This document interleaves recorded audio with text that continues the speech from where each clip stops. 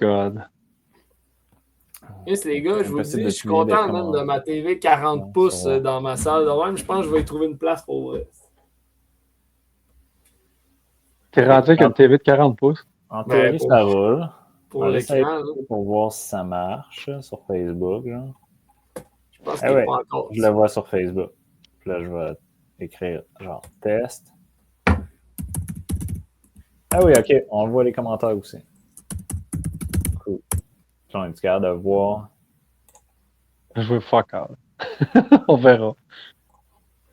Comment on fait pour nous écrire des commentaires? Ben moi, je l'ai mis sur Facebook. Là. T'es as-tu affichés? Ben, Ah, là, je t'as l'ai mis affiché. test? Attends. Ok, ouais. Tu vas dans le bas à gauche. Ok, tu le vois dans le Facebook. Je vais vous laisser gérer. Vous avez 2 écrans d'ordi, vous autres? Pas moi j'en ai juste un. Excusez. Mais moi, c'est une application comme mobile. Fait qu'avec le téléphone, changer d'écran en même temps, c'est moins évident pour moi. Là. Ok, c'est bon. Les commentaires sur Facebook rentrent. Ouais, il y a du monde de connecté. Ouais? Ouais. Je vais juste pas en live. Comment qu'on fait pour répondre à. Mettons, comme là, Yann, il dit ça. Comment qu'on fait pour y répondre? Je pense pas qu'on peut. Faut-il être dans le chat privé ou. Ben, non, je pense non, ça, que c'est nous, nous on autres. peut pas commenter. On peut Je pas suis leur en train répondre. de chercher. Nouveau dans le chat, parrainage. Non, c'est pas ça. 2 patates poêles. Mais je pense pas. Non, je pense Ok, pas qu'on ben, peut. Mais c'est pas grave, on est capable. on va le répondre de même, là. Commentaires, bon. Yes, sir. Salut tout le monde. Salut Marc, salut Kevin, salut Yannick. Ça va plus chez les commentaires. Non, pas comme ça. Ah là là. Les Vois, noms là, qui disent de je quoi? les vois même plus les commentaires. Fait que, Moi, je les vois. Puis Yannick, il dit que c'est bon, ça marche. Il nous entend dire bonjour. Merci, Yannick. ouais. Ça va être à peu près ça le podcast. Ça va être à peu près 1 heure de dire bonjour tout le monde. Puis à la fin, on se dira bye. Là. Ouais. Le problème, c'est que c'est moi qui gère le panneau. Fait que c'est moi qui peux, genre, linker les commentaires dans l'écran pour que, comme tout le monde les voit. Puis là, je suis pas capable de. Je suis pas capable parce que j'ai appuyé sur trop de boutons. Admettons, c'est ça, c'est comme ça, là. Aïe, aïe, aïe. Frank, déjà un deuxième. Grosse semaine, grosse semaine. Frank, en tout cas, c'est parce que je viens de voir des commentaires. Frank, il dit je m'en suis pogné un autre. Il m'a écrit cette semaine. Il vient de s'acheter. En tout cas, j'espère que j'ai le droit de le dire, Frank. Là. Mais il s'est acheté un Razer Gen 3. Oh, nice. Puis là, il l'a reçu. Je pense, il m'a texté tantôt. Il l'a reçu. Il l'a monté sur son gun. Tu sais, vraiment clean. Là. Puis là, il vient d'écrire je m'en suis pogné un deuxième. En tout cas, je t'avais dit que tu l'aimerais. Je suis pas vraiment inquiet. Il n'a pas écouté le conseil à Yannick de couper la carte de crédit avant le podcast. Ça va être pire avec le podcast, je pense. Ben, pour vrai, il n'y a pas eu de scope. Il n'y a pas eu de scope au moins dans les trucs de cette année. C'est vrai, ça a été tranquille. C'est pas un scope de PRS, mais le Carlis, le nouveau scope de F-Class Carlis, il a l'air sa grosse coche, genre le 864. Là. Ouais. T'sais, honnêtement, je pense que là-dedans, son sacoche là, avec des 1/8 de MOA. En F-Class, la tour, ton parallaxe qui est ultra précis, je pense que c'est sa coche. Là. D'après moi, en tout cas. Ouais. Puis il y a le ZCO aussi qui est sorti. Ils ont sorti un scope de chasse genre 420 ou 418. Ouais, il est short, hein, non? Il est un peu plus short. Il y a des boutons. Je ne sais pas si c'est pour l'illumination ou je ne l'ai pas. Il ne m'intéressait pas tant, fait que je l'ai skippé. Mais il y a eu quelques scopes, mais rien de majeur. Rien de majeur, c'est vrai. Contrairement à d'habitude. Ça a été l'année des rangefinders, des laser rangefinders, je pense. Ah, ça a été gros beaucoup. Pour ça.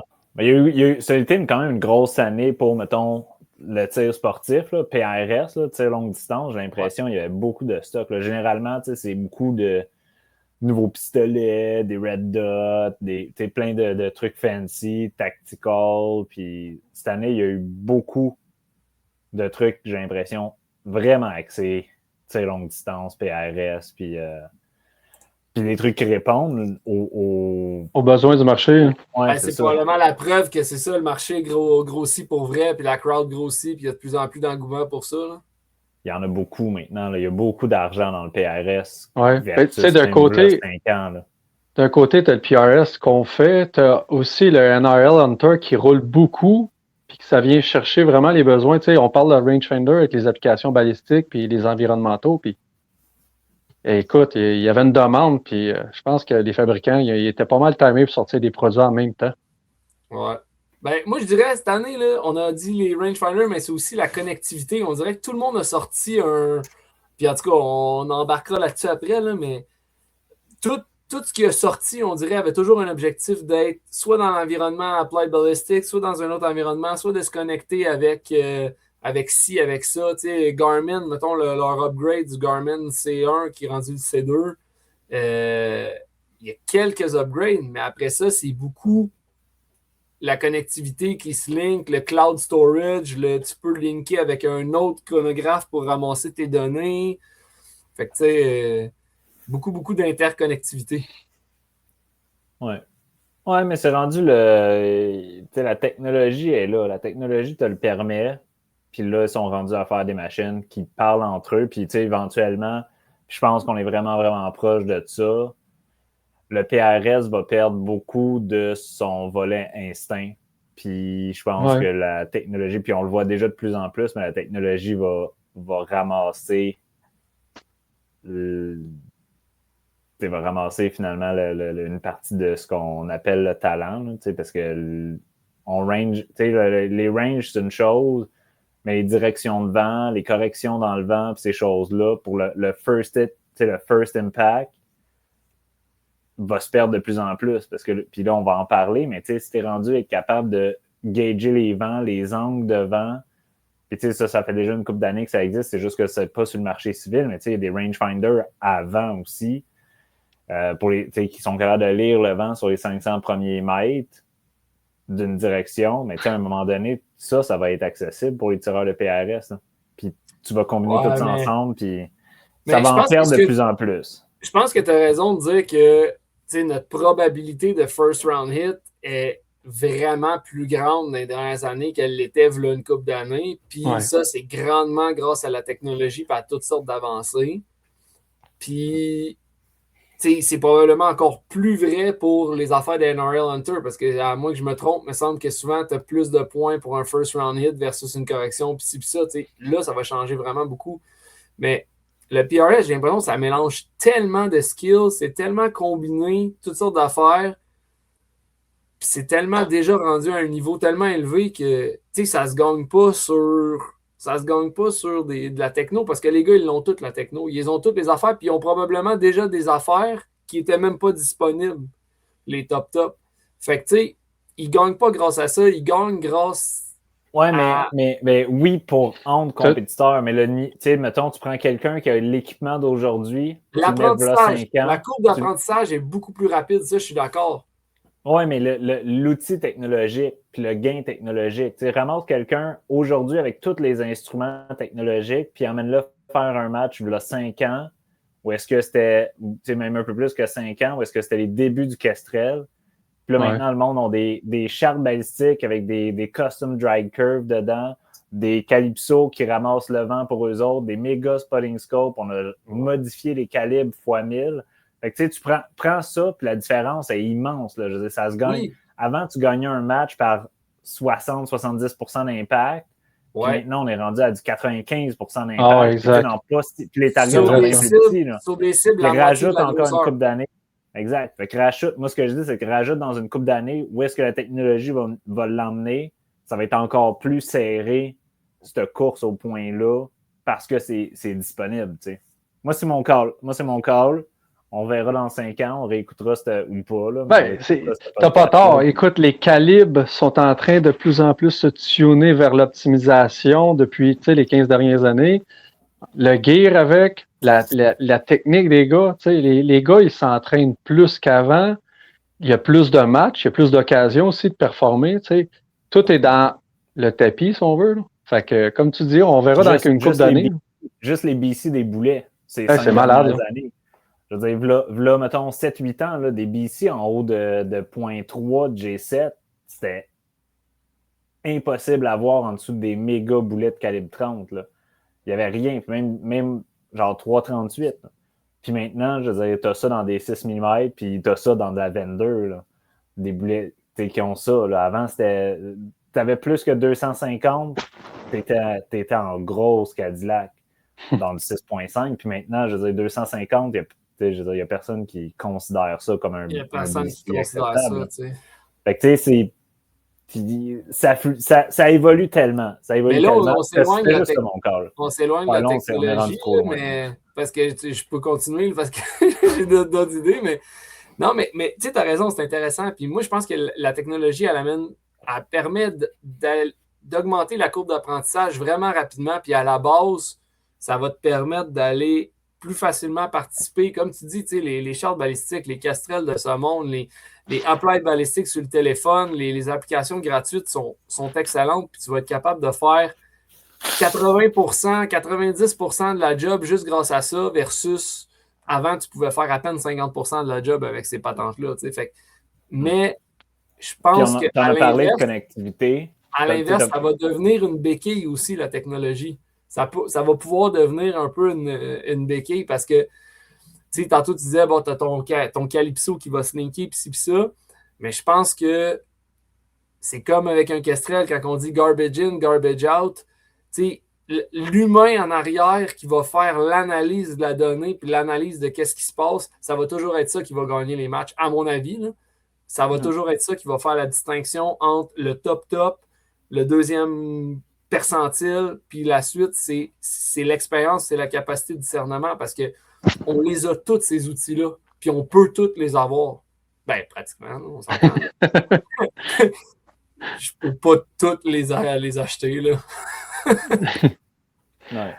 Ouais, hey, les gars, je dis ça de même, des commentaires, je les vois pas. Y a-t-il des gars qui ont déjà posé des questions ou si vous en avez, gênez-vous pas? Non, moi j'ai check, là. Ça jase. Je suis capable d'aller répondre dessus, mais merci, Frank. On apprécie ton commentaire. Il dit que. Je vais l'afficher. Je le mets nice! Je le mets dans l'écran.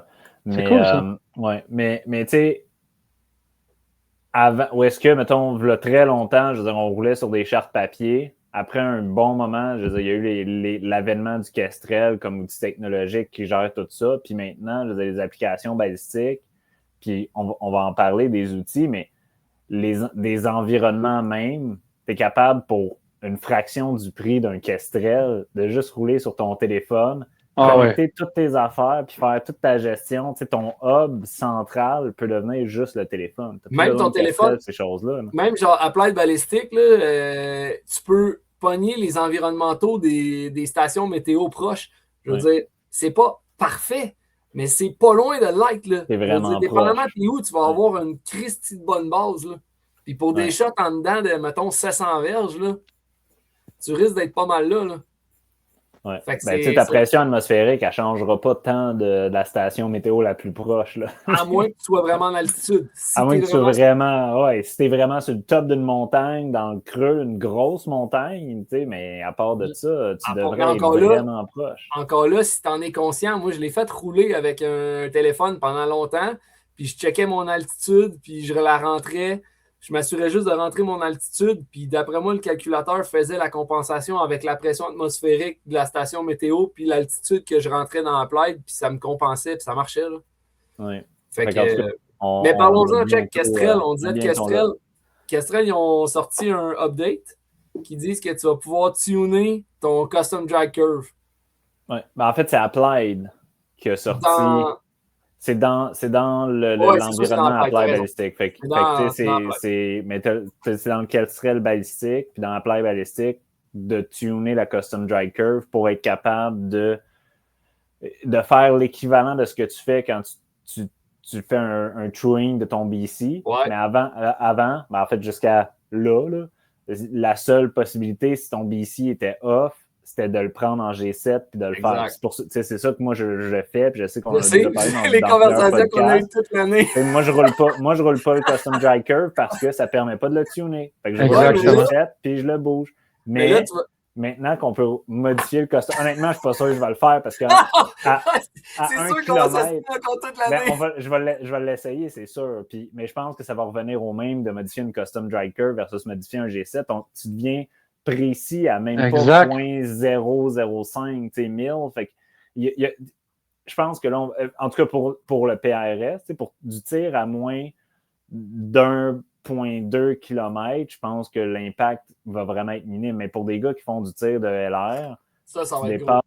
Quand tu dépasses ta zone subsonique, les gars qui tirent plus loin que leur zone subsonique, c'est peut-être là qu'il faut diviser.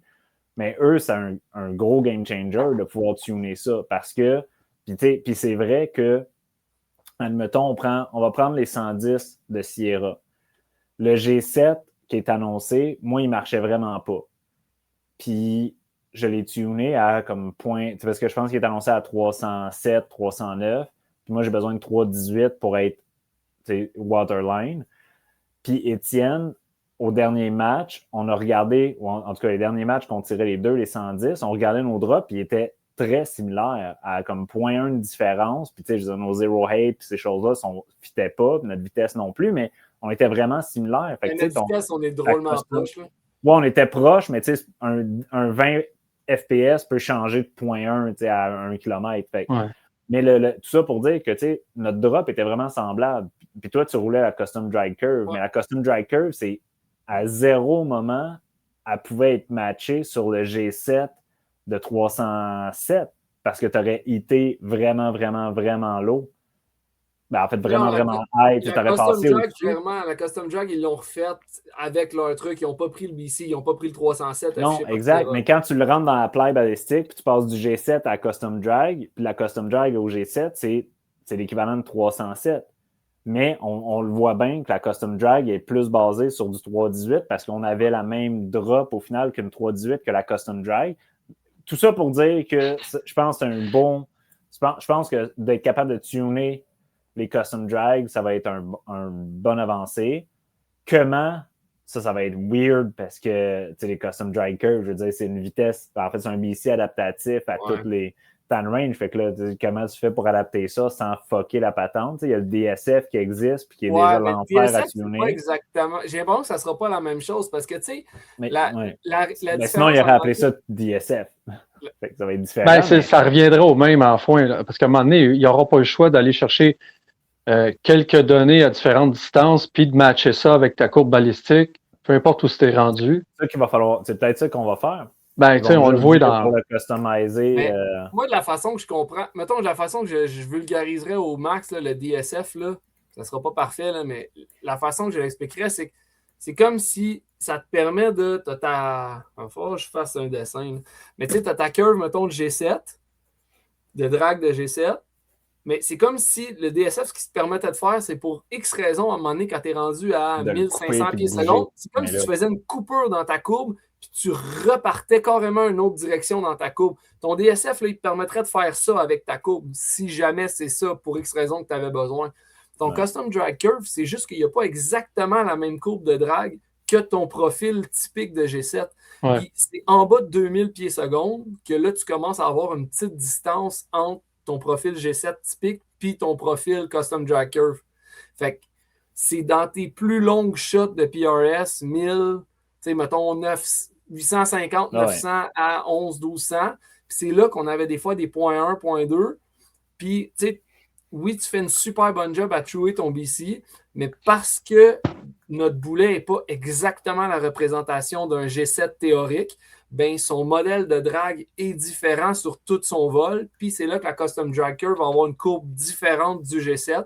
Et je crois que c'est ça qui est débile d'aller tuner un petit peu cette affaire-là, parce que si pour X raison, tu dis ce boulet-là, il a été testé, je ne sais pas moi, à 3000 pieds secondes dans des 6 screens, mais nous autres, vu qu'on le roule en BR à 2785, ben, tu as une micro-perte dans ton BC de départ. Fait que si tu peux aller tuner ta custom drag, mais en gardant la bonne courbe, ben, tu vas être bon tout le long de ta courbe au lieu de tricher ton BC parce qu'au début, tu as une plus grosse perte, mais là, quand tu es rendu plus loin, il est encore pas pire ton BC, fait que là, il faudrait que tu le relèves, tu sais. Ouais. C'est ça que... Puis moi, c'était la raison pourquoi je roulais les custom drag, c'est parce que tu es plus proche de la vraie courbe du boulet.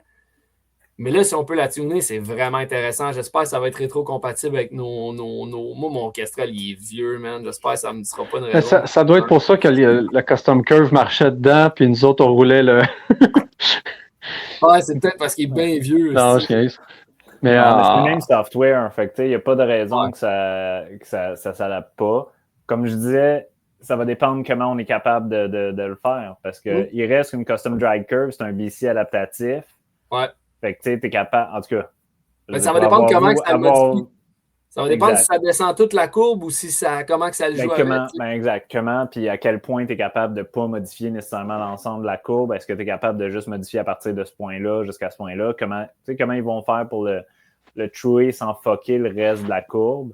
Parce que pour en avoir vu des courbes, justement, chez Infinition, là, chez Labrador, les radars longue distance, comment que les BC adaptatifs sont calculés, c'est assez complexe. C'est pas pour rien qu'on ne pouvait pas les trouer avant. Là, c'est parce que tu peux facilement tout mélanger le truc. Fait que comment ils vont arriver à... J'ai hâte de voir. C'est annoncé. On ne l'a pas encore vu, mais ça, c'est cool. C'est très cool. Ouais. Tant qu'à être là-dedans, on parle-tu du plus gros nouveau compétiteur? Ben oui, allons là. Hey, moi, je veux qu'on en parle. Le nouveau... Ace. Vortex Ace, qui va faire partie de leur environnement, dans le fond. En fait, exact. Le géobalistique, parce que Vortex. Là, est-ce que tout le monde le voit, l'écran? Non, c'est moi, je le vois pas. Je l'ai mis, ça devrait marcher. Ça revient. Parfait. Ouais, mais là, je pense que vous le voyez, mais moi, sur le Facebook Live, je le vois pas. Ah. Moi, tu vois, mon Facebook Live, il load même plus, moi. Ah, c'est bon. Là, il marche. J'ai réussi à le OK. Là, c'est nous qui l'avons perdu. Mais c'est pas grave. Mais c'est pas grave. L'important, c'est que le monde le voit. Ouais. Exact. Ah, non. Tu vois, je pense que je l'ai enlevé. Je l'ai-tu enlevé ou c'est Étienne qui l'a enlevé? Je sais pas. Il y a un comment. Je vais le refaire. On voit Mathieu. Il dit qu'on voit. Merci, Mathieu. Merci, Marc. On le voyait, on le voit plus. Ouais, c'est ça. OK. C'est là. Ça s'en vient. Là, attends, je le rajoute. Ça s'en vient. Oh, je peux. Manon, pèse sur le piton. On le voit plus. Ouais. Mais attends. J'arrange le truc. J'arrange le truc. Ça va nous prendre un tech informatique. Bon, là, ça marche. Touche plus à rien, Étienne. OK, je touche à rien. On le voit. Accroche. Fait que, mais ceux qui sont dedans, j'aimerais ça qu'il y en ait qui nous disent, mettons, tu as le choix, là. Tu repars avec Vortex ou tu repars avec Kestrel si tu commences zéro. Puis là, il y a d'autres affaires qui s'en viennent aussi, mais dans le fond, ce qu'on voit, c'est que Vortex ont créé leur propre environnement 100% compétitif à ce que Apply et tous les autres commerçants font depuis plusieurs années. Oui, puis c'est normal.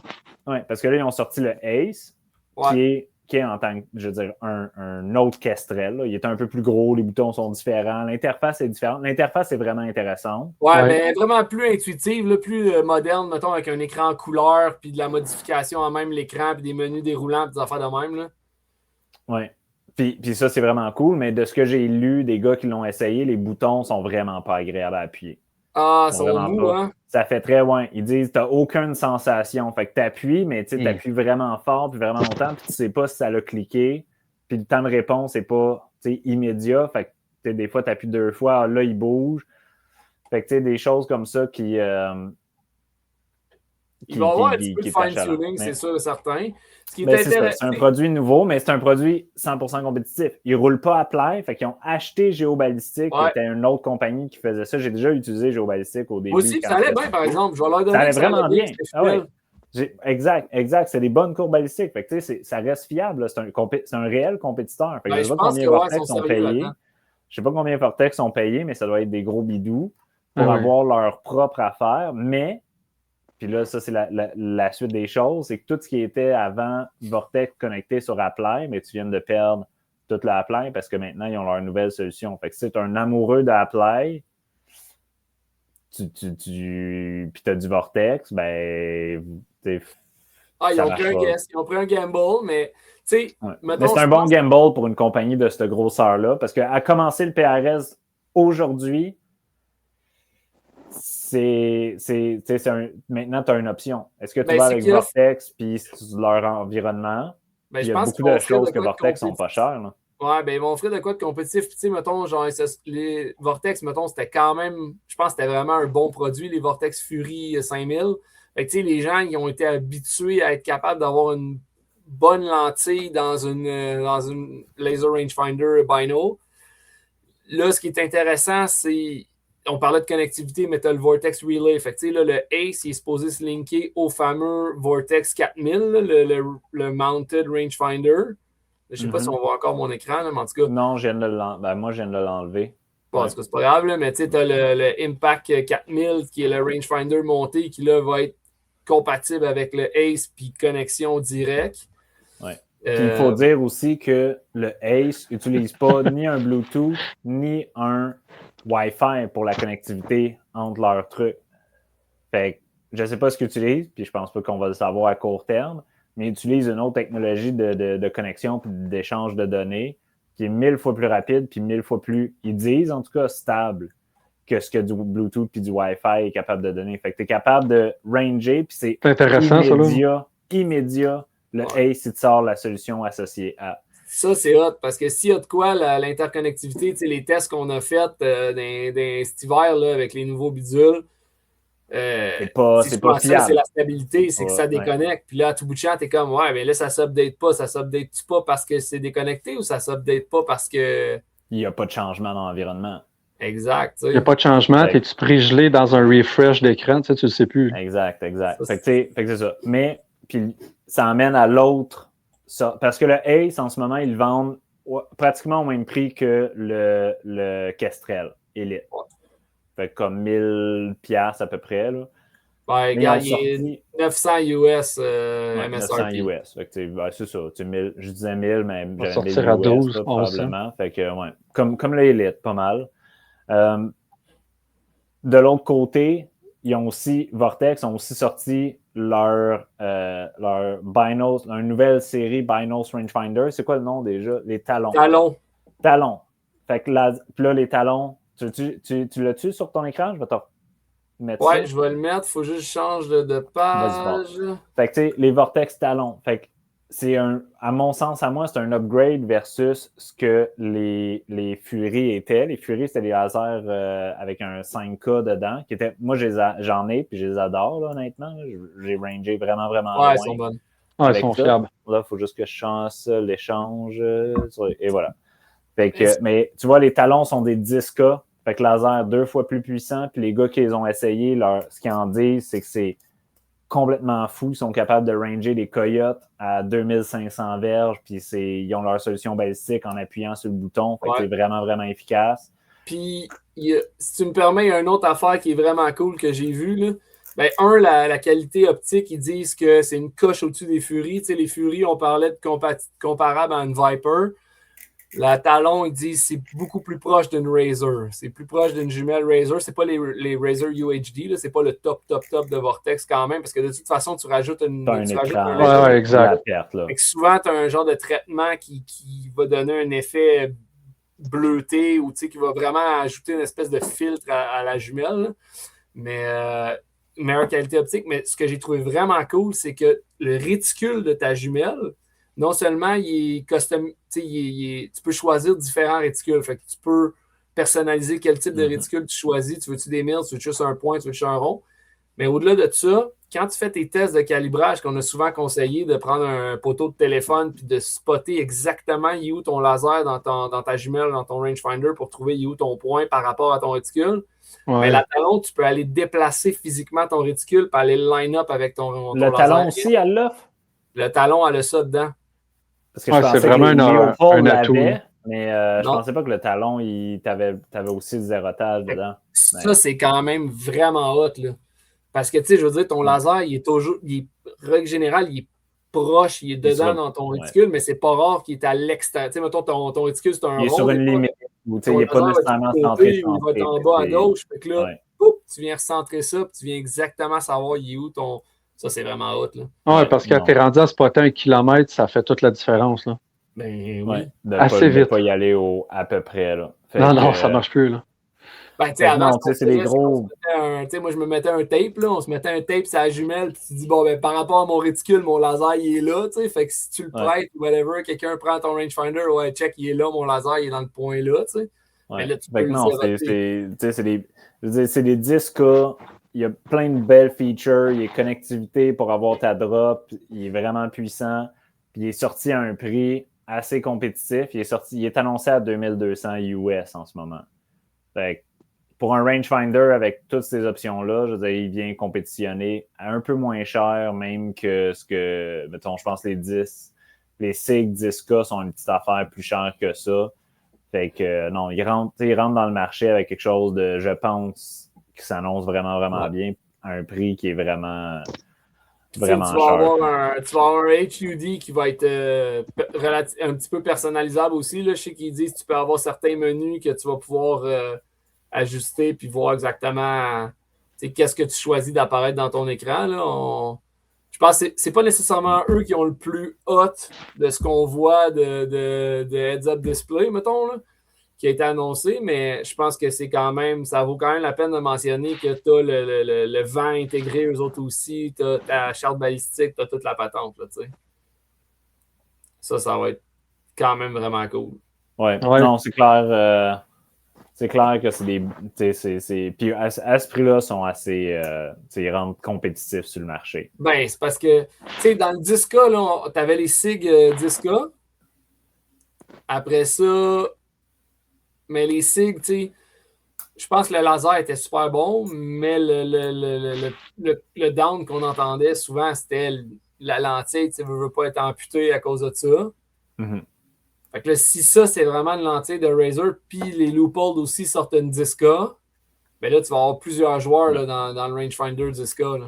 Ouais. Puis même les Fury, je veux dire, sont vraiment, vraiment clairs. Moi, je les ai trouvés. Là. Je veux dire, c'est pas le top de la gamme, mais je veux dire, j'ai rangé à 3 km, puis j'étais capable de voir les targets, puis j'étais capable de voir mes splashes dans le sol. Là. Fait que c'était pas non plus de la cochonnerie. Mais, tu parles des SIG, là?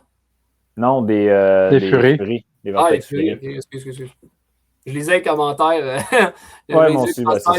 J'ai lu les deux en même temps. Mais, alright. Fait que si on reste dans les rangefinder, avant de tomber sur, je vais dire, mon coup de cœur, Leopold ont sorti aussi leur laser rangefinder avec une tonne d'options. Ils ont plein de réticules qui se changent aussi. C'est des 12 fois, c'est des 10K. Ils ont le zérotage intégré, puis bref, beaucoup d'options. La plus grosse déception avec les Leopold 10K, les 12X, c'est qu'ils vont sortir à 3900 US. Ow. Ce qui en fait, j'ai cherché, ce qui en fait les plus chers sur le marché. Ce qui va en faire les plus chers. Ben, à 3900 US, ils bossent de plus que 600$ US, le deuxième plus cher. Fait que j'espère qu'ils savent ce qu'ils font parce qu'à ce prix-là, ils en vendront probablement pas des tonnes. On va le savoir au cours de l'année. Ouais, on va le voir, mais le réticule était beau. Là, c'était toutes des belles options, des belles features qu'il y avait, mais à ce prix-là, il faut que tu sois sûr. On s'entend-tu que sur le pad de tir en compète, quand on va aller aux États, quand on va avoir la chance de voir des nouveaux produits comme ça, on va vouloir assez vite les essayer. Bon, c'est sûr. Une paire de Leopold comme ça, je vais courir après. Là. Leopold, on va en voir, c'est sûr, parce que je veux dire, les Américains sont forts sur Leopold parce que c'est fait aux États. Fait c'est la seule raison pourquoi ils les achètent. Puis Leopold sont crissement agressifs, ces sponsors dans les dernières années. On les a vus avec leur Mark V, on l'a vu avec le Mark IV.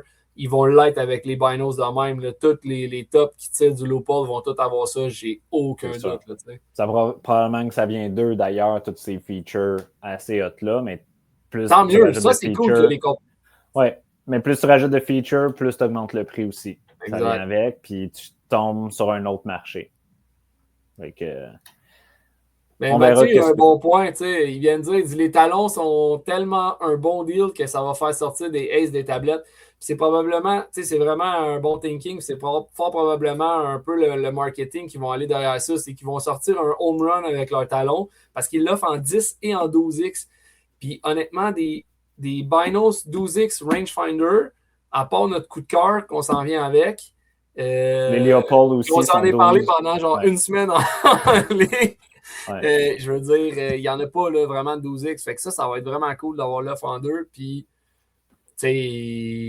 exact, ils vont être sacoche, tu vas avoir un bon rangefinder, tu vas avoir ce que tu as besoin. Pas cher. C'est ça la grosse différence, c'est que tu vas l'acheter pour pas cher, puis tu vas tomber dans l'environnement parce que tu vas être obligé, en fait, on va te forcer, Vortex, puis c'est du bon marketing, Vortex vont t'obliger à embarquer dans l'environnement qu'eux ont, qui va être géobalistique. Puis le jour où tu vas vouloir une solution balistique ou peu importe quoi, mais les binos sont tellement pas coûtés cher que je veux dire, tu peux avoir les binos puis le Ace pour pratiquement le même prix que tu achèterais un rangefinder de vraiment basse qualité pour avoir un Kestrel avec. Fait que puis ça, Vortex, c'est sûr qu'ils le savent, puis ça fait partie de leur idée de dire, ben, check pour le prix overall, viens dans notre environnement. Puis une fois que tu t'es mis la main dedans, tu as le bras dans le tordeur. Combien de monde ont déjà les Vortex 4000? Le rangefinder mounted là, qui se monte sur le gun. Ouais. C'était le moins cher, c'était la meilleure option. C'était la meilleure option pour pas cher. Fait que c'est sûr que le monde qui n'a que ça. C'est le rangefinder le plus courant en NRL Hunter. Tous les sniper match, ils ont tout ça. Même les départements regardent pour s'acheter des affaires de même. Je veux dire, c'est ultra rapide. Tu zérotes ça avec ton réticule. Boum, tu as ta solution dans ton rangefinder qui te l'affiche là. Rajoute le Ace à ça. Je veux dire, c'est vraiment une bonne idée. C'est quand même vraiment cool. Ouais. Il y a André qui nous pose la question des Vector X. Salut, André. Les derniers Vectronix, finalement, en binocular. Je vais commencer. Vas-y. Je connais beaucoup de personnes, plus qu'une dizaine, qui ont les Vector X de la dernière génération, qui sont sortis il y a, je pense, 2 ans à peu près. Ouais. Sur tout le monde que je connais, il n'y a personne qui n'a pas eu un problème avec. C'est plate. C'est vraiment plate. Même le rep de Vectronix, quand on tire avec Mike Mayo, ils les amenaient pour les montrer. Hey, ça vient de sortir, ils sont même pas encore disponibles. Puis là, ouais, ça marche pas. Ah, oups. Ah, j'ai plus la drop. Ah, le laser est rendu tellement cross-side que tu vois à peine l'image pour être capable de ranger. Plein d'histoires de ce genre-là. C'est dommage parce que. Puis là, je pense, ils ont échangé beaucoup de units sur garantie où ils les ont arrangés, puis etc. Puis là, bon, je pense que les dernières sont plus. Je pense que les dernières sont mieux. Puis là, il y a une nouvelle update software qui est sortie qui sont censés rajouter aussi la direction des ranges puis 2-3 autres affaires qui sont quand même des grosses updates. Mais c'est ça. Le plus gros intérêt, c'est que tu peux acheter aussi avec les Vector X à part, là, évidemment, mais tu peux racheter un deuxième lunette de grossissement. Fait que tu peux visser, je pense que ça va au bout, puis tu viens de te rajouter un 7 fois sur les binos. Fait que ça a ça d'intéressant, mais si c'était moi, je passerais dessus à cause des difficultés qu'ils ont eues. Personnellement, je peux pas dire. En fait, je suis 100% d'accord avec tout ce que tu dis. Là, au cours du temps, on est ensemble à ces matchs-là. Mais l'autre affaire, c'est que malheureusement, je peux pas dire que j'ai l'impression que le hype était plus gros que ce qui a été livré. Mettons, on nous dit ça va être donc hot, ça va être la meilleure lentille que tu vas avoir dans un rangefinder. Elle est bonne, elle est très bonne. Elle est très bonne. Mais ça n'a pas livré aux attentes que les gens avaient. Es-tu vraiment meilleur qu'une Fury? Je pense que oui. Mais à quel point meilleur? Je pense qu'il faudrait qu'on soit côte à côte à Brunonde pour être capable de caler les différences. Moi, de mémoire, je trouvais qu'elle avait peut-être un petit peu moins de teinte dans la lentille que la Fury, mais après ça, est-ce qu'elle avait plus de résolution? Non. Meilleur contraste? Non. Puis c'est le double du prix. Mais le laser était plus puissant. Ça, par exemple, il faut leur donner. Le laser était plus puissant, il était capable de ranger un peu plus loin, mais est-ce que c'était pour t'acheter des problèmes? Puis le jour où ils sont plus sur garantie, qu'est-ce que ça va? Qu'est-ce que tu vas avoir comme service, etc. C'est plate. les Vectronics avaient une hyper bonne réputation il y a 10-15 ans, puis on dirait que leurs 2 derniers modèles sortis n'ont pas répondu tant que ça aux attentes. Mais bref. Ça doit être facile, c'est une plus petite compagnie aussi versus, là, c'est rendu des géants, là, tu sais. C'est sûr. Leopold, c'est un monstre, là, aux Leopold, États-Unis. Sig, Vortex est rendu quand même gros. Oui.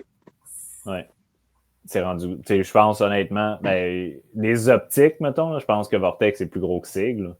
Du côté optique, ouais, t'as probablement raison, mais Sig, c'est tellement énorme comme compagnie. Ouais, c'est ça. Ils font de l'argent ailleurs, là, puis ils en ont perdu pas mal avec les 320 aussi, mais ça, c'est une autre histoire. All right. Fait que si on continue, on est dans le rangefinder, fait qu'on on va finir avec ce qui représente quand même notre... Attends, j'en ai un à se plugger avant. Je m'étais ouvert une page. Le Arken Mounted. Ah ben ouais, ben là, j'attendais les Mounted, mais c'est vrai que tu as parlé des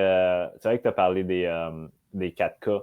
J'ouvre mon écran, je sais pas si ça marche. Ça va pas marcher tout de suite.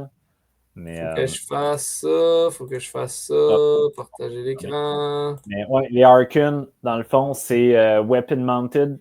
Le système Weapon Mounted, faut que je te laisse marcher dessus. Ça ressemble à ça, en gros, là. Non, mais attends, ça marche pas. Le monde ne le voit pas. Mais c'est un Weapon Mounted, mais la grosse différence... pourquoi il veut pas? Ben, c'est parce qu'il n'est pas sur le site. C'est bon, là, il apparaît. Google. Là. Google, les Arken, tu vas voir toutes les images de genre Instagram et ces choses-là. Mais, le Arken, Weapon Mounted, laser 3K. Fait que il est pas... c'est pas un laser particulièrement puissant. Là. Il est vraiment fait pour, mettons, en dessous d'1 kilomètre. Si tout le temps, tu divises la force du laser par 2, puis c'est là que tu vas ramasser tes données fiables. La solution balistique intégrée, c'est des profils balistiques. C'est 6 profils balistiques pré-faits. Fait que tu choisis... When we travel, we like to find homes that are unique. Unfortunately, there's... couper ça, là. Ouais, ferme ça, ça marche pas, là. Fait que c'est 6 profils préétablis. Il y a quand même des trucs intéressants, genre le laser. Tu es capable d'avoir un laser visible pour faire ton ajustement de zérotage pour le scope. Fait que c'est des affaires comme ça qui sont quand même plus rapides.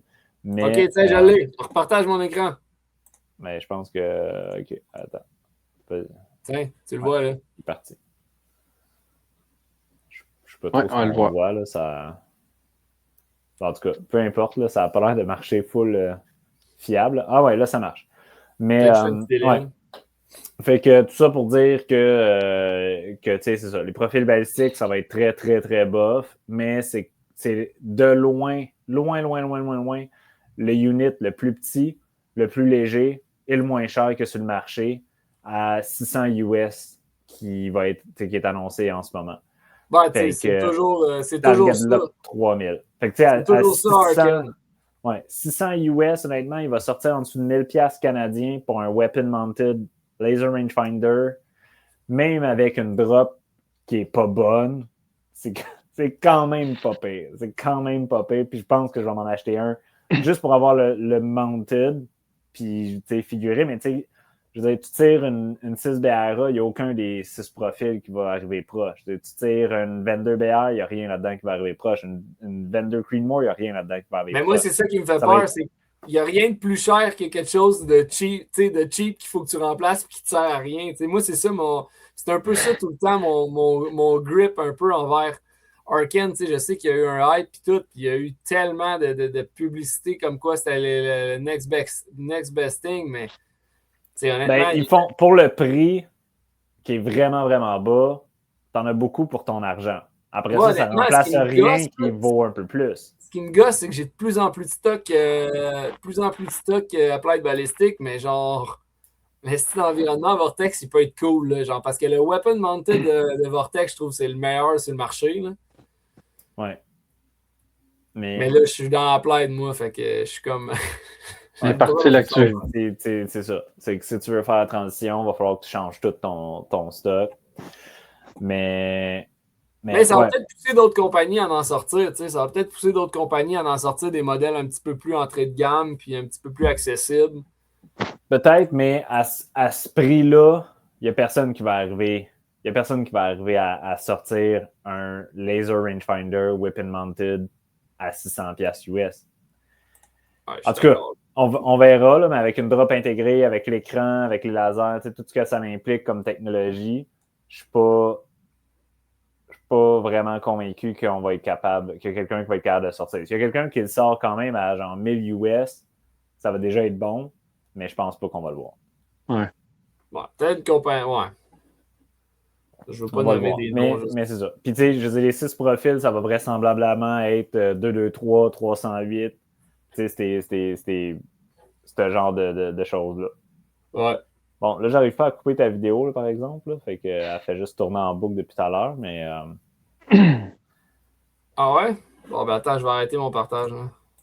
Tiens. Ah, mais je l'avais kické out en plus, le partage, mais...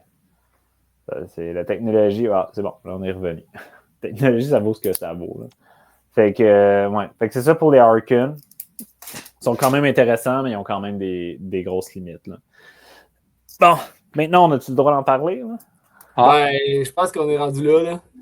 All right. Fait que le rangefinder, honnêtement, qui, moi, m'a charmé, je vais le dire comme ça a été les Apex Synergie. C'est ça qu'ils ont appelé? Ouais, moi, je t'ai texté puis je t'ai dit, genre, dude, ça fait, genre, je sais pas combien de temps que j'ai pas été excité de même d'un nouveau truc au Shot Show, genre. Ah ouais, non, c'était... La présentation est très bien en plus. Là. Ouais, un peu genre début des années 2000 sur genre les dessins puis le graphisme 3D, là, mais bon, c'est pas grave. Attends, là, avant de partir ta vidéo, je la joins. Non, mais tu sais, mettons, bon, t'as les jumelles. Ouais, mais on les voit pas, attends. C'est pour ça que je te dis attends avant de partir le truc. Les gens le voient pas en ce moment. Ouais, rajoute... Il y a un bon délai avant que genre, le monde voit ce que je veux, puis j'ai besoin de Apex Synergy, 12/50, des 12X. On a parlé tantôt avec les talons. Moi, je trouve ça vraiment intéressant. PRS, avoir plus que 10X, je trouve ça vraiment cool. C'est bon. Là, ils ont le visuel. J'utilise j'ai pas des rangefinders, mais moi, j'utilise des 15X parce que je préfère ça à un spotting scope. J'en ai parlé souvent. Plus de field of view, moins fatigant pour les yeux de spotter à deux yeux ouverts qu'il n'y a rien qu'un. Puis c'est des Apex que j'ai, là. C'est les Apex Pro 15. Summit Pro 2. Summit 15. En tout cas, Pro 2, 15. On s'en fout, mais... Avec un réticule dedans, je les adore. Ils sont incroyables pour côté qualité optique. Mais là, eux autres sont arrivés avec une 12X, rangefinder. Puis là, tu as tout un heads-up display personnalisable. Tu as 3 pages complètes de heads-up display différentes que tu peux tuner. Tu as différents réticules que tu peux avoir. Puis ça, mettons, c'est un exemple du... Ben, je pense qu'on peut le rouler, là. Je vais couper le son encore. Star Wars, en plus. Ouais, Star Wars. Ouais, je reconnais la place. Voilà, de couper le son. Mais arrête, ouais. Je sais pas si on est capable parce que... Je vais le faire. Ça doit être gossant, hein?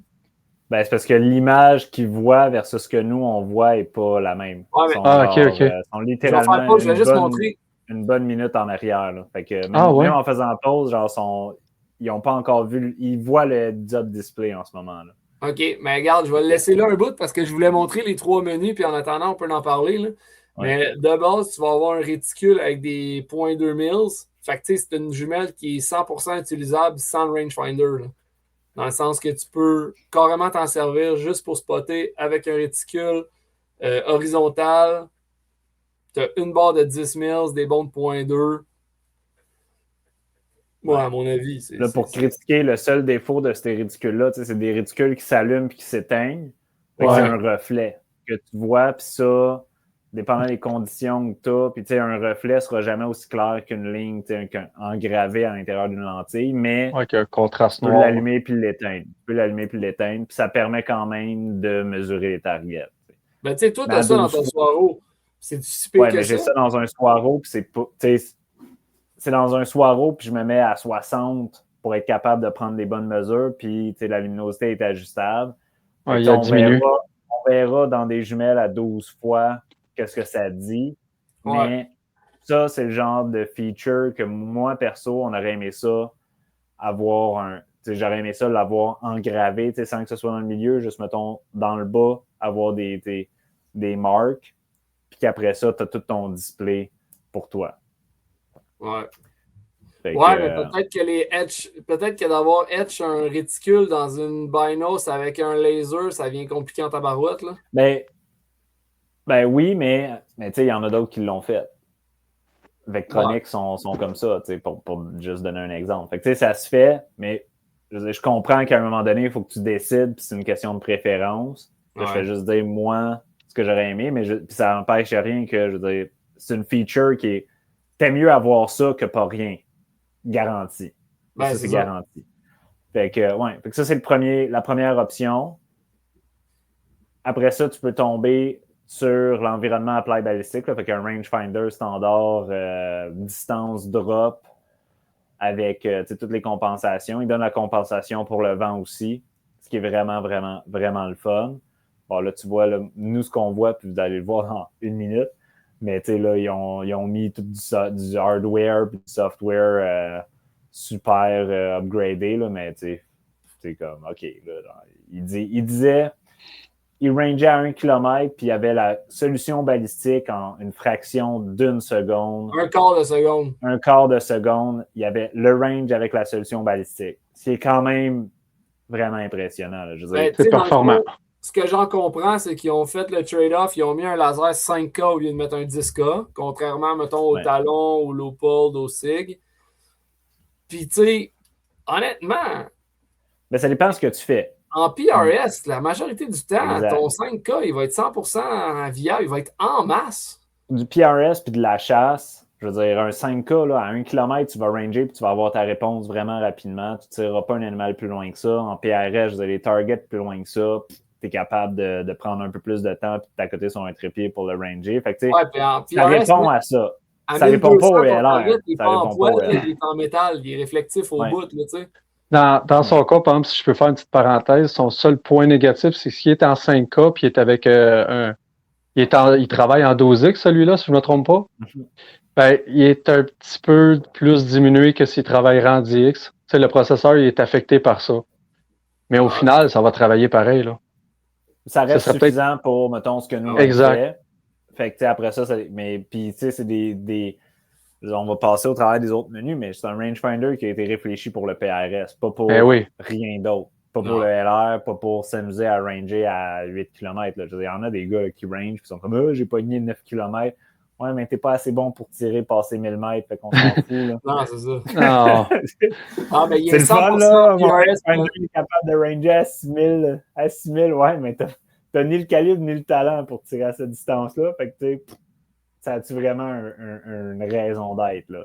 Mais bon, là, je pointe pas personne, là, mais si vous vous sentez triste par le commentaire, là, je vais être curieux. Mais PRS et NRL Hunter, clairement, parce qu'avoir une solution balistique en un quart de seconde avec, là, je sais plus si on a parlé, mais tu sais, la jumelle, elle a sensor devant, sensor gyroscopique avec un genre de boussole comme un Kestrel pour déceler quel degré vers où tu tires, dans le fond, pour ton effet de Coriolis et toute la patente. Fait que, tu sais, on le voit dans ce menu-là, tu tires franc est, donc 90 degrés. Tu as les sensors devant, tu as une température. Fait que tu as built-in, là, dans le fond, là, c'est carrément quasiment un Kestrel dans ta jumelle. Exact. Tu as tes environnementaux dans le rangefinder. Mais tu n'as pas de sensor devant. Là. Tu dis sensor devant, mais il n'y a pas d'hélice puis de trucs comme ça. Non, il n'y a pas d'anémomètre. Non, ça, c'est vrai. Ça, il ramasse les données soit du Kestrel, soit de Apply Ballistic sur le téléphone, ou que tu peux rentrer via les boutons. Mais tu as une correction de vent qui te sort. Ça reste, ça reste gros. Là. Il est capable de te donner une correction de vent selon ce que tu as de rentrée. Puis, l'autre chose avec ça, c'est que tu es capable...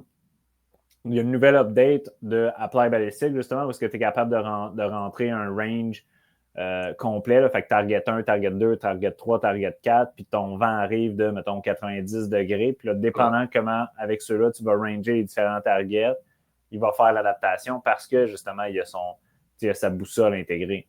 La boussole, pour moi, c'est un must qu'on n'a pas. On n'avait pas ça avant. Là, on dirait que cette année, ils se sont tous donné le mot, c'était un must, parce qu'il n'y avait rien qui était bien calibré avant cette année. Je veux dire, à part le Kestrel. À part le Kestrel. Dans le rangefinder. Il y avait une marque qui en avait, puis était reconnue pour ne pas donner le bon grid. Fait que les gars, mettons, en Arrel Hunter, surtout, qui l'utilisent, parce que tu as un tireur, un spotter, puis il faut que tu calls, il est où le target, parce que, mettons, le gars qui est spot, il le trouve en premier. Il faut que tu dises au tireur où est-ce qu'il est le target. Il est caché entre deux arbres à 800 mètres en dessous d'une roche. À 270 degrés. Ou 272, mettons. Mais c'est ça, l'idée d'avoir ça par-dessus, c'est complètement insane. C'est que tu es capable de ranger, puis là, tu es capable de dire à ton tireur, regarde à 272 degrés, il y a une grosse roche juste en dessous de la roche. Puis l'autre gars, s'il y a un appareil ou peu importe quoi pour avoir, ou le même rangefinder, il est capable d'aller se mettre sur le même grid et de le spotter, le target, alors que ça se faisait pas avant. Puis ça, c'est une économie de temps dans ta communication qui est vraiment, vraiment écœurante. Mathieu, il parle du Calypso, puis oui, le Calypso embarque dans l'environnement de Apply, puis les Apex embarquent dans l'environnement de Apply, puis les Apex, de la manière qu'ils l'ont annoncé, ils disent qu'ils vont être capables de se connecter sur le Calypso aussi. Fait que le vent, ils vont être capables de le ramasser de ce côté-là. Puis le reste, il y a les sensors à l'intérieur des jumelles. J'ai hâte de voir parce que il va falloir le tester pour en être sûr, mais j'ai l'impression qu'il va être capable de sortir par lui-même sa solution balistique avec ses propres environnementaux puis le vent que tu vas y avoir donné. La jumelle? Oui. Moi, c'est 100% ma compréhension. Ben, c'est là que je suis aussi, mais il va falloir les avoir pour le checker. Et quand tu es rendu linké avec Calypso avec un type de rangefinder de même, ça commence à être vraiment intéressant. Là. Tu peux être en temps réel, faire ton update puis y aller là. Ouais. Puis tu veux-tu passer à l'autre menu? Parce que l'autre menu, au début, j'étais comme ça c'est fancy, puis c'est un peu n'importe quoi. Puis plus je le lis, bon, je pense qu'il reste avec trop d'informations, mais il y a un menu stage card. Ouais. Fait qu'il est capable de rentrer toutes les informations de ton stage, puis après ça, ranger en disant ça, c'est mon target 1, ça, c'est mon target 2, ça, c'est mon target 3. Puis là, il va rentrer les données de c'est quoi la distance, puis c'est quoi l'orientation de ton target. Ton bearing par rapport à ton vent. Toutes tes informations balistiques là-dessus. Fait que là, moi, quand je regarde, j'ai l'impression que le menu est vraiment chargé, mais est-ce que ça va être vraiment utilisable? Je ne sais pas. Je ne suis pas convaincu, mais il est hot. C'est quand même juste assez ce menu-là, juste ce menu-là, tu as ton élévation, ton vent 1, vent 2. Moi, c'est le menu que je vais tout le temps rouler, c'est clair. Tu as ton inclinaison ici. Ton inclinaison, ton profil, target numéro 4, ta distance, ton bearing. Honnêtement, là, la seule affaire que je vois, là, c'est que ça peut remplacer ton Kestrel. Dans le fond, tu peux rouler pratiquement avec juste cette jumelle-là. Mais là, je m'imagine juste, moi, en arrière de la ligne, les deux yeux dans mes jumelles, dans même à regarder à terre pour être capable de faire des vidéos. C'est comme avant de désigrer sur ma carte. La seule affaire que je me dis, tu vas avoir tout le temps la face dans tes jumelles de même, puis tu vas être comme, mais descends les câbles. Tu es capable de linker sur ton téléphone avec Apply. Apply coûte $15, là. Tu mets $15 sur l'application, puis tu vas l'avoir sur ton, probablement. Tu vas ranger toutes tes affaires, ça va donner les infos à ton téléphone, tant que la communication en marche. Tu vas avoir le Calypso qui va te donner les indications de vent, puis il va t'arriver avec toutes tes solutions balistiques. Tu n'auras même pas besoin de regarder dans ton environnement ou de travailler. Puis, je veux dire, tu vas y aller avec ça. Puis, honnêtement, j'ai l'impression que tu vas être capable de faire 80% de la job juste avec cette technologie-là. Ouais. Tu vois, Mathieu, il demande Calypso. On en parle beaucoup du Calypso, mais Calypso, dans le fond, c'est ça que j'ai dit tantôt quand... Non, mais il a demandé ça quand on parlait de la connectivité. Moi, j'ai dit, Matt a parlé de Calypso tantôt. T'écoutes aussi, hein, quand les autres parlent, Étienne. Non, mais Chris, moi, je roule la vidéo. Je suis support technique, là. Je sais, mais j'avais déjà répondu. Puis oui, Hubert qui dit... Hubert, écoute, lis les commentaires. Mais Hubert, je l'écoute pas, je t'écoute pas. Là. Ah, tu fais bien. Ouais, mais il dit les bébelles, ça va être dur d'avoir du fun quand les autres vont avoir toutes les mêmes bébelles. Mais tu vois, Hubert, le monde disait la même affaire quand les tripods sont sortis. Quand les trépieds sont sortis. Le rear tripod quand ça a commencé. Mais juste les trépieds. Quand le monde a commencé à s'acheter les trépieds, parce qu'à avant, on les utilisait pas juste comme rear tripod, on les utilisait comme front tripod, puis on se faisait toutes les affaires. Fait que quand ça a commencé, les gars, ils disaient, ben, si j'ai pas de tripod, je serai pas dans le game, puis genre, je vais pas avoir de fun. C'était le message que tout le monde disait. Puis, c'était des tripods à 1000$. Le monde ne voulait pas mettre ce 1000$-là. Puis finalement, tout le monde en ont. Mais combien de fois qu'on les utilise? Pas tant. Puis c'est pas ça qui faisait gagner des matchs. T'sais. Fait que je pense pas que la technologie va faire qu'on va être rendu là. Est-ce que ça va changer la donne? Peut-être. Mais il faut que tu sois concentré pareil sur un méchant temps pour faire toutes ces étapes-là entre deux stages. Là. Ben oui. Exact. Regarde le commentaire de Kevin. Aussi, tu pognes les pro-matchs, les distances sont données. Les matchs régionaux, des fois, il y a des oups. Mais comme il dit, c'est pas un rangefinder qui va te faire gagner directement un match. En tout cas, pas pour du PRS du type qu'on fait. T'sais. Non, c'est juste. Je pense que du NRL Hunter vont avoir des gros avantages parce que si avant ton stage, tu es capable, mettons, de programmer ton vent et ces choses-là, puis qu'après ça, tu fais juste partir, tu range, puis tu as ta solution balistique avec le vent appliqué pour ton target, tu fais juste le donner à ton tireur, il prend sa shot. Ça, c'est clair que oui, il y a une différence. C'est ça. C'est pas... oui. PRS, je ne suis pas convaincu. Je pense que ça facilite le traitement de tes données, mais tu sais, moi, le rangefinder, la seule raison pourquoi j'en ai un en PRS, c'est Trust but Verified. T'sais. On est rendu à un point où est-ce que le point de différence, il fait une différence pour nous. Des fois, malheureusement, puis des fois, ça en est plate, là, mais fait que tu sais, puis c'est arrivé qu'on a trouvé des inexactitudes, je ne sais même pas si c'est un vrai mot, mais en tout cas, non. C'est exactement parfait. Là. J'essaie de que je m'en C'était pas correct. C'est ça, le range n'est pas correct. Fait que, puis des fois, le match director, il annulera pas le stage, il ne te le fera pas reprendre si c'était rien que 20 verges. Mais des fois, 20 verges, ça peut faire une différence. T'sais, si tu tapes tout le temps ton bas de target, puis de temps en temps, tu en échappes une en dessous, puis là, tu te mets à courir après ton vent, tu peux faire des fausses corrections. Fait que, tu sais, juste d'aller vérifier, tu arrives sur ton stage, tu ranges tes targets, clic, OK, c'est beau, ça fit. Moi, si j'ai une erreur de une verge, là, regarde, c'est une ou deux verges, c'est mon rangefinder versus le sien. Le vrai range est peut-être entre les deux, c'était peut-être un, c'était peut-être l'autre, on ne le saura peut-être jamais parce que chaque range a une marge d'erreur. Mais ça arrive qu'on en trouve, puis ça arrive des fois que le gars, il a pogné en roche à côté, puis là, toi, tu te dis, hey, moi, je suis sûr que le range qu'il y a dans le livre, là, ça roche à côté, c'est pas le target. Ça arrivé plusieurs fois. Je me souviens, il y avait une grosse crive de roche, puis il y avait une target dans l'ombrage à genre 800 quelques verges. Puis vois-tu... On avait raison. On l'a rangé, puis on l'a rangé à plusieurs. Puis l'indication qu'il y a quelque chose de off, c'est quand il y a deux gars qui s'ostinent. Quand il y en a un qui dit, ben moi, je dis que c'est ça la distance qui est dans le matchbook, puis l'autre, il dit, non, c'est ça la distance. Il y a quelque chose qui ne marche pas, il faut que tu ranges en arrière. Puis souvent, c'est moi le gars qui s'ostine. Puis j'ai tout le temps eu raison. T'sais, je roule mes furies depuis longtemps, je les connais bien, puis je connais où mon beam, puis je sais qu'il y a quelque chose de off quand je suis genre 15 verges off de ce qui est dans le matchbook. Puis c'est toujours 15 verges plus proche quand je suis sur le target. Puis je suis capable de dire c'est quoi qui range. C'est là que ça accroche. Hubert, il rajoutait sur son premier commentaire, c'est les lecteurs de vent, pour lui, sa crainte. Puis Hubert, je vais te dire, l'année passée, on s'est posé la question parce qu'il y en avait beaucoup des Calypso. On n'en avait pas. Puis on a chance de voir ça sur le terrain. On n'a pas fait le move. Puis je veux dire, à aucun moment, mettons, tu tires à Sheepdog, là, le Calypso, c'est complètement inutile. Et tu le sais comment c'est fait. C'est comme un funnel. Il y a une entrée d'air à 300 mètres sur la gauche avec le petit lac. Puis ça commence à tournoyer dans ce beam-là. Quand tu es sur le pad de tir, je veux dire, tu es entouré d'obstacles. Le vent qui va lire vaut vraiment rien. C'est pas là que tu vas chercher des gains.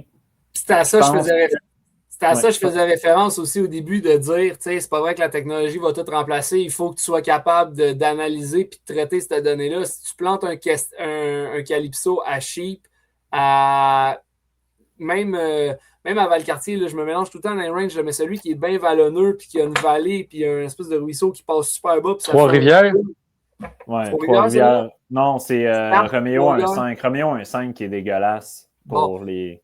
Et lui, là, même si où est-ce que tu tires, c'est quand même ouvert à cause des montagnes, à cause du vallon, tu peux pas prendre 100% ce qu'une lecture de vent te donnerait à ta position, tu sais. Fait que c'est pour ça que je dis, c'est garbage in, garbage out. Puis tu sais, le Calypso, ce qu'on s'est rendu compte, le Calypso, ce qui est cool, c'est les trends. Tu es capable de voir la tendance du vent.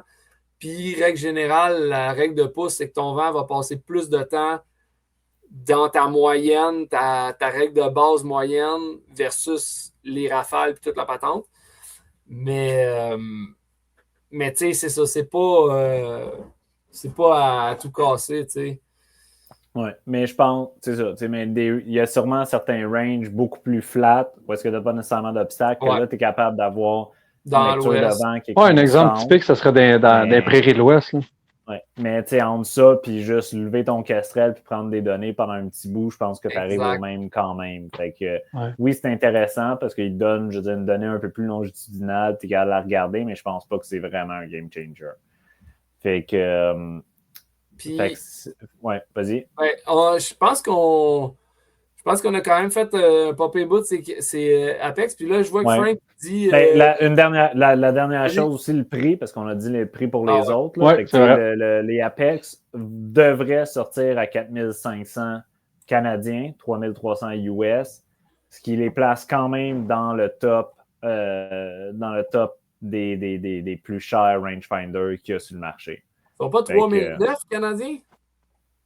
Ben, ils ont annoncé à 3003 US, 4005 Canadiens sur leur réseau à eux. Ouais. Je pensais qu'il était plus. Je pensais qu'il était 3009 ou 4000 Canadiens. Parce que des fois, vu que c'est une compagnie canadienne, le non, mais la cote est différente quand même. Là. 3003 US, c'est un peu plus que 4005 Canadiens, mais ce qui est annoncé à l'heure actuelle, c'est ça. Fait qu'on verra, je veux dire, tous les trucs qu'on a dit, c'est des prix qui en pré-release. Là, fait que est-ce que ça va changer à la fin? On verra, mais d'après moi, ça va tourner pas mal autour de ça. Ouais, là, on tombait. Cool.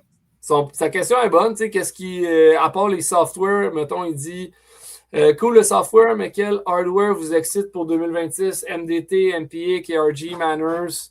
Oui. Il n'y a pas eu beaucoup de. Je veux dire, Manners, c'est vrai, on n'était pas dans notre liste, mais Manners ont sorti un autre stock qui est pliable.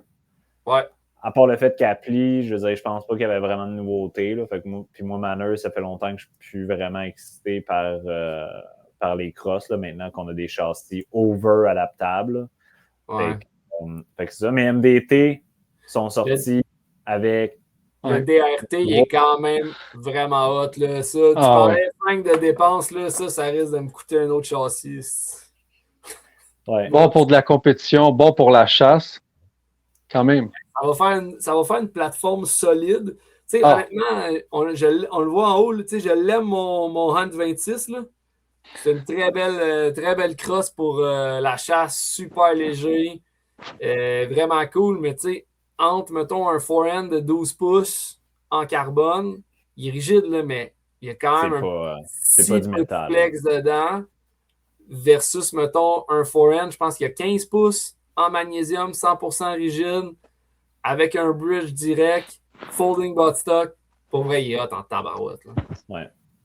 Non, il arrive avec quelque chose de complètement nouveau. Là. Tu sais, on n'avait pas parlé, là, mais en tout cas, moi, je l'avais essayé. Là. Je l'avais essayé avec Ryan. On l'avait tiré à War. Je l'avais vu une autre fois aussi. J'avais parlé à Josh pas mal.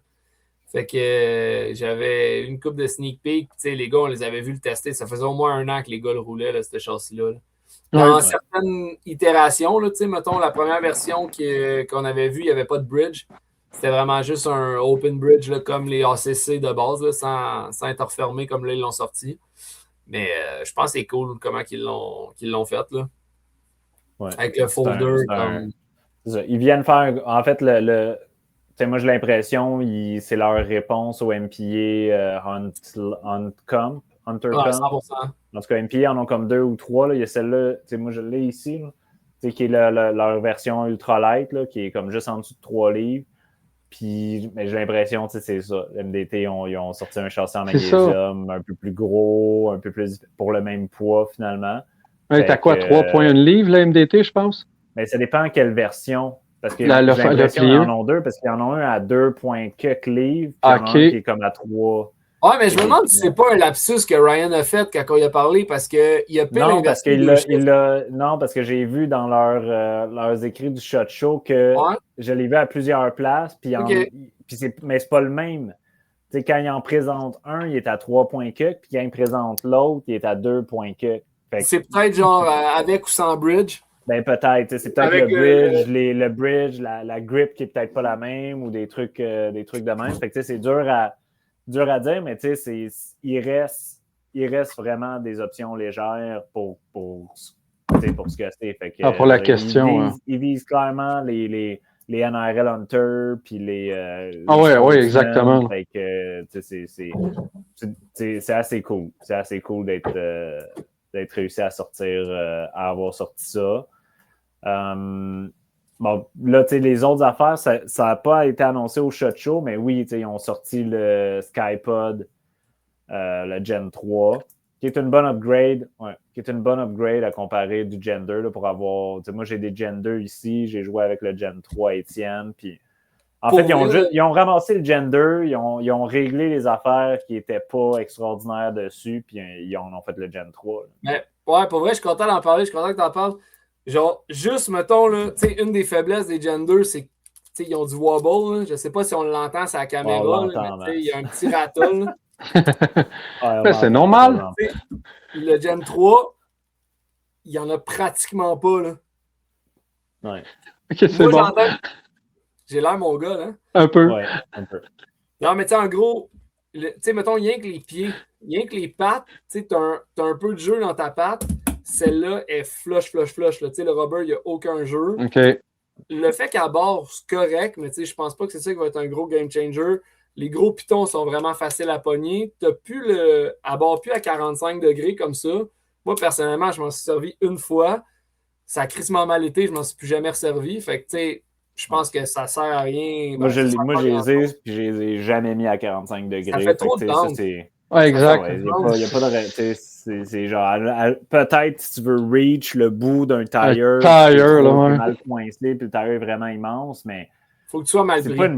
Faut vraiment être mal pris, puis c'est pas une bonne position anyway. Ça, c'est une bonne affaire qu'ils l'aient enlevé. Ils ont enlevé le pan aussi. Ouais, le Gen 2 avait le pan. Ça, je suis déçu parce que c'est une des choses que moi j'utilisais sur le Gen 2. Je pense que c'était vraiment pas unanime, mais moi je le roulais beaucoup. Moi, je suis vraiment content qu'il ait enlevé le pan parce qu'honnêtement, ça fait juste encore enlever ça fait juste enlever un petit peu de rigidité, mettons, un peu de solidité. Puis, bon, moi, ça m'est arrivé, puis ça m'avait coûté un stage au World, puis ça m'avait vraiment fait chier, là, le petit pan. Oui, parce que tu ne l'avais jamais utilisé avant, parce que le problème, l'enjeu du pan, c'est que si tu pannes trop, le gun tombe, effectivement. Ouais, quand tu as des pannes de genre 20 degrés sur un simili-prone, moi, je l'adore. Sauf que ton pan de 20 degrés sur un simili-prone, si tu fais ta technique comme du monde puis tu veux rester square en arrière du gun, c'est le bas de pad que tu vas bouger. Fait que tu vas slider tout, tu vas traîner ton bag puis tu vas te square up. Fait que ton bipied va tourner, tes pattes vont tourner, mais ça ne change rien. Tu vas rester plus square. Un bipied, mettons, moi j'ai encore les spikes, là, mais un bipied en spike, quand tu essaies de tourner, là, tu viens tout graffiner le côté. Puis quand tu vas repousser le gun pour revenir sur ta première position, il faut que tu lèves le spike. Ouais, t'as pas le choix. Mais là, ton erreur, tu roules les spikes. Ça, c'est une autre affaire, mais je veux dire, le Gen 2 venait avec des spikes. Mon Gen 2, il est changé. Je débarre le pan, puis je tourne autour de mon pivot. C'est exactement ce que je faisais. Fait que je faisais exactement ce que tu dis, mais je tournais autour de mon pivot. Les gars, les points sur le Gen 3, il en reste-tu? Ouais, la clip. Ah ouais. Quick release. C'est con, là. Puis sur le coup, j'étais comme, j'étais habitué à la roulette, là. Mais tu sais, dans le fond, t'as comme la position de même, il est clippé au complet. Quand tu le flippes juste à 90 degrés, il va glisser sur ton arc rail, mais il ne va pas sortir. Oh, c'est nice. Au complet, il sort direct du arc rail. Fait que si t'es comme ça, t'es clippé, mettons, il il est clippé sur le gun, tu as besoin de l'enlever vite, tu fais juste l'ouvrir, puis il va carrément sortir par en dessous. Tu n'as pas besoin de le slider out. Puis il s'ajuste la tension. Fait que, dans le fond, tu peux l'ajuster vraiment si ton arca, pour X raison, il y a un différent offset par rapport à un autre arca, ben, tu ajustes la tension, puis il fit parfait. Fait que tu le barres, il est clippé. Tu l'ouvres à 90, il va slider. Si tu as besoin de faire un ajustement, tu peux le rebarrer. Puis si tu l'ouvres d'un coup, il va tomber direct. Ça, pour vrai, c'est quand même cool. Le côté slide qui stop, c'est vraiment bien. Moi, j'en ai vu plusieurs fois y aller, tu sais, t'es sur le stress, là. Les gars, ils débarrent, ils slide. Écoute, le bipied, il part, là. Puis, tu sais, ils voulaient l'utiliser. Ils voulaient juste le rebarrer, mais ils perdent. Fait que là, ils s'en vont sur un roof. Ils sont déstabilisés ben raide ou sur un char. Tu sais, ça fuck leur stage. C'est comme un peu perdre ton bag là, en chemin. Là, les gars, faut qu'ils s'adaptent, là, puis là, ça panique. Là. Effectivement. Mais non, je pense que ça va être un bon bipied, honnêtement.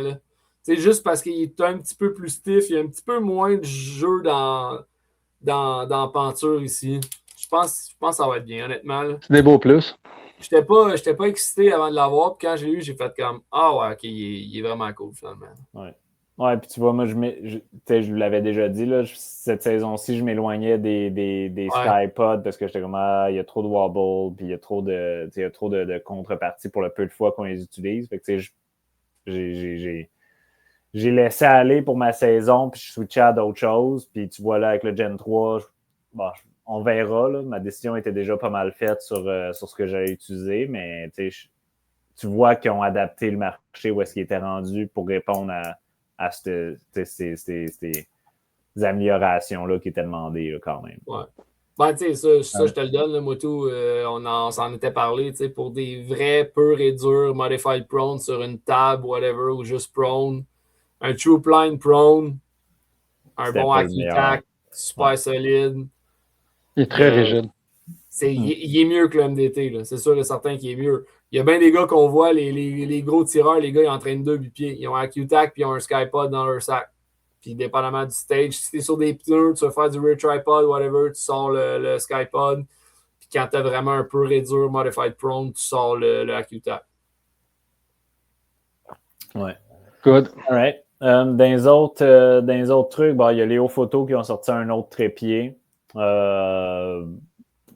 Écoute, c'est un autre trépied qui répond à peu près au même critère que plein d'autres trépieds. Fait que je ne sais pas à quel point c'est. Moi, en tout cas, ça m'excitait vraiment, vraiment pas, mais je veux dire, ils en ont sorti. Puis là, ils en font un gros cas parce que c'est une grosse collaboration avec John Pinch. Puis je me souviens plus qui, là, mais c'est des gros tireurs qui ont comme donné leur feedback. Ça leur a pris 2 ans à monter un trépied. Puis quand tu regardes les specs, c'est rendu des specs que je trouve assez communes sur pas mal d'autres trépieds pour le même prix. Fait que c'est un peu toujours la rigidité, la rapidité de déploiement, puis le ball head. Il y a eu des progrès qui ont été faits au niveau des ball heads. Mettons, moi, le mien que j'ai, c'est vraiment un ball head typique versus les nouveaux qui sont un peu comme inversés. Tu as comme moins de vibrations dans le gun quand tu tires clip-on du trépied. Ouais. Mais c'est ça. Mais c'est 2-3 ans.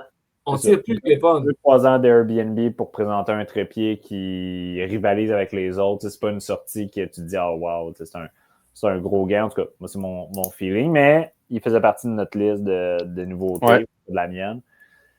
T'as Frank qui nous rappelle le trimmer RCBS. Ça, c'est vrai qu'il est cool. Ah, il est vraiment nice. Mais là, il me semble que tout le monde a maintenant leur trimmer. 3 directions. Là, fait que, mais il est annoncé RCBS, je pense qu'on a acheté. Vas-y. Ils disent qu'ils ont fait une collaboration, je pense, avec Anderson. Mais c'est ça. Ils ont acheté les droits de l'Anderson. Ils ont modifié 2-3 affaires. Puis... Sauf qu'ils l'annoncent à 600 US. C'est quand même vraiment pas si cher. Là. Ouais, 1000$. Ça va arriver ici à 1000 canadiens. Ouais, mais c'est quand même vraiment moins cher que les autres. Là. Je sais pas, les autres, en fait, sont à combien. Il me semble que la Hornady était 800 US pour à peu près la même affaire. Non? Peut-être le même prix, finalement. Pas exactement. Peut-être le même prix. Je sais pas. Mais tu sais. Elle est vraiment cool. Là. Je veux dire, c'est bon comme trimmer puis tout. C'est mieux que mon setup de drill Ryobi. Ouais, c'est ça. C'est un setup de plus une option de plus sur le marché pour un three-way, mais je pense que il était plus que dû pour arriver avec ça sur le marché. Là. Toutes les compagnies qui font du stock de reload devraient en avoir une à ce moment-ci. Là, ouais. Mais moi, c'est le prix la qui est paix. intéressant. Tu sais, RCBS, c'est une bonne qualité avec générale, puis le prix est intéressant. Je trouve ça cool. Ouais. Non, c'est sûr que ça reste cool. Je veux dire, c'est un plus, puis honnêtement, on est rendu à un moment où est-ce que tout le monde devrait en avoir. Là. Je veux dire, trimer, c'est la pire chose que toutes les reloaders ont. Fait que le 3-way, c'est une grosse upgrade. Tu contractes. Il faut plus d'options. L'autre grosse arrivée, moi, je trouve, en tout cas, qui m'excite aussi, puis il n'y en a pas beaucoup, là, c'est le nouveau boulet de Sierra, le 105. Ouais. En fait, ils en ont sorti beaucoup. Là. Il y a une liste complète de trucs, mais la majorité, en fait, je pense tous, sauf le 105, le Match King, sont des tipped quelque chose. Fait que là, ils ont les tips Varmint, ils ont les tips Blitz King, ils ont les tips plein de choses. Ils ont un type balistique qui est le 116, qui, celle-là, attention, là, j'ai mis le 105. J'essaie de te l'ouvrir. Là. Je ne sais pas si ça marche, là, mais on va finir par le voir. Ça va juste, mettons, attendre une minute. Mais ils ont c'est ça. Mais ils ont sorti un 116 avec un type balistique au bout. Fait que ça, d'après moi, le BC va être assez terrible parce qu'il a l'air d'un ogive de 110 avec un type. Puis ils sont allés chercher 6 grains de plus. Fait que, plus de rétention. Qu'est-ce que ça va donner? Ça reste intéressant, mais le type, une des choses qu'il faut savoir, c'est que quand tu as un boulet, normalement, il y a 2 morceaux. Fait que tu as du plomb à l'intérieur qui est fondu, puis tu as le jacket en cuivre. Rajouter un 3e morceau, mais c'est une 3e place où est-ce qu'il y a quelque chose qui peut changer. Fait qu'un type qui est le moindrement croché, le moindrement déformé, le moindrement le contact avec le cuivre n'est pas le même, tu es capable de modifier ou de scraper un BC ou la constance de ton BC juste avec ça. Fait que c'est dangereux. Moi, je trouve ça dangereux de rouler les tips. Puis je veux dire, il y a plein de gens qui l'ont ramené comme problème. Puis je veux dire, c'est un boulet sur 100 qui part en flyer complètement. Ouais, mais on ne peut pas se le permettre. Mais tu ne peux pas te le permettre en compétition. Exactement. On peut plus se le permettre. Pour des boulets de chasse, je trouve que c'est parfait. Là. Je veux dire, c'est conçu puis c'est réfléchi pour avoir cette expansion-là. Mais en compétition, difficile, même s'ils vont sûrement arriver avec un BC qui risque d'être fantastique. Fait que le 105 fait que c'est le seul boulet, moi, qui m'excite à l'intérieur de ça. Un BC, il faut savoir que Sierra, les BC qui claiment puis les BC réels, moi, j'ai toujours une marge. Le vrai BC est toujours beaucoup plus élevé que ce qu'ils annoncent. Fait on verra, mais le BC qui est annoncé en ce moment, il est à 2,82, je pense, G7. Ouais, 2,82 ou 2,85, me semble. Ouais, en tout cas, il est mais il plus est pas haut. Il est plus haut. Non, je le sais, ça leur a pris du temps avant de l'annoncer, mais le BC, dans le fond, il est plus haut que les 107, puis pourtant, c'est un 105 grains. Ouais. Mais c'est un profil plus semblable au 110. C'est un profil, effectivement, qui est beaucoup plus, qui est fait beaucoup plus long. Mais c'est ça. Fait qu'un BC qui est plus élevé, il a été réfléchi parce que j'en avais parlé avec Sierra avant qu'il soit annoncé, puis il a été réfléchi pour les 6 arcs qui ont un peu moins de jus. Fait qu'il voulait un boulet qui est un peu plus léger pour qu'il soit capable de le sortir à des bonnes vitesses, qu'il soit facile, vraiment facile à tuner. Puis ça, pour ceux qui l'ont testé avant la sortie, ils disent que c'est phénoménal. Là. Tu peux le jammer jusqu'à jumper à 200, puis ils tirent exactement le même groupe. Fait que, puis ils sont tous vraiment hallucinants. Fait que ils sont faciles à tuner comme les 107, avec un BC qui est plus élevé puis qui est un peu plus léger. Fait que ça va être vraiment intéressant. Puis tu vois, les miens sont arrivés.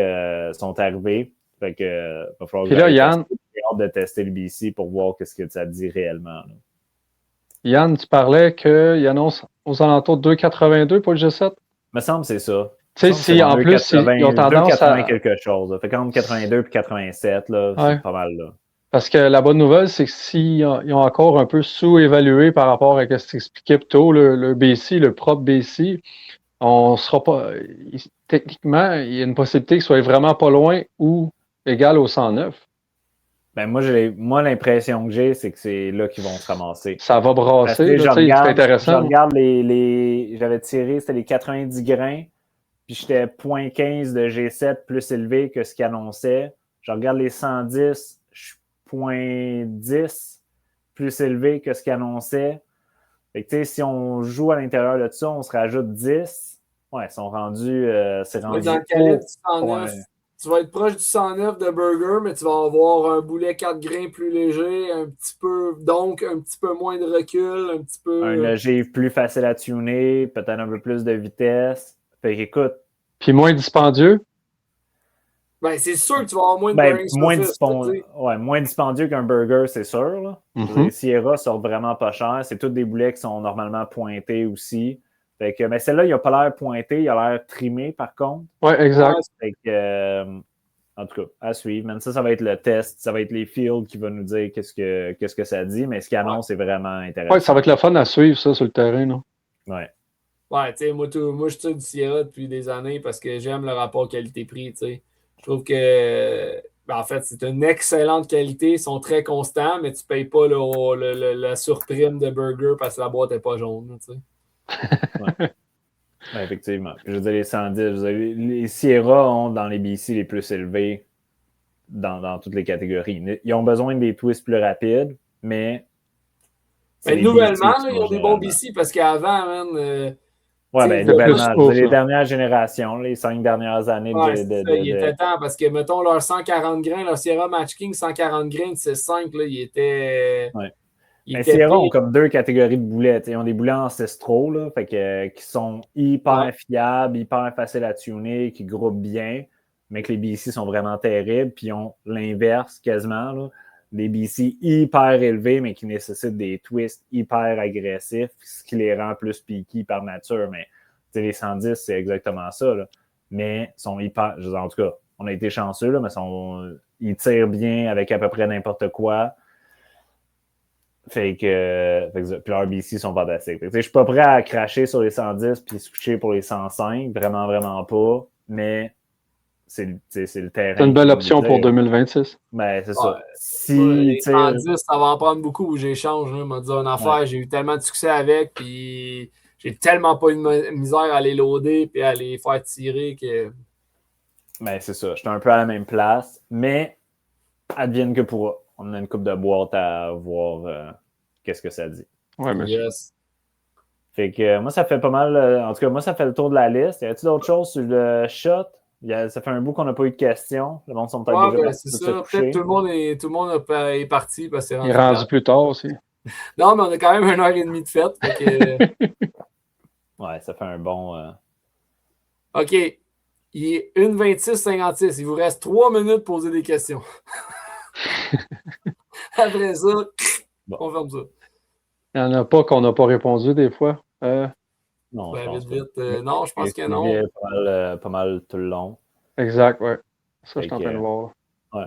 Sinon, on se prépare pour le World en attendant que le monde pose des questions s'il y en a. Mais ouais, World, notre Airbnb est réservé. Oh, on prend nos avions, il faut qu'on réserve le char. Ça s'en vient. Premier match pro, les gars. Ça s'en vient. On a réservé. On s'est inscrit déjà. C'est quoi votre prochain match, justement, qui vient de demander? Moi et Yann, on voulait aller tirer dans le sud cet hiver, mais on est trop guedaille, on n'est pas capable de se décider. On a 56 000 projets qu'on veut finir avant. Fait que... On zigonne, puis on n'a jamais arrêté, mais au début, on était censé aller, c'était où? C'était en Utah.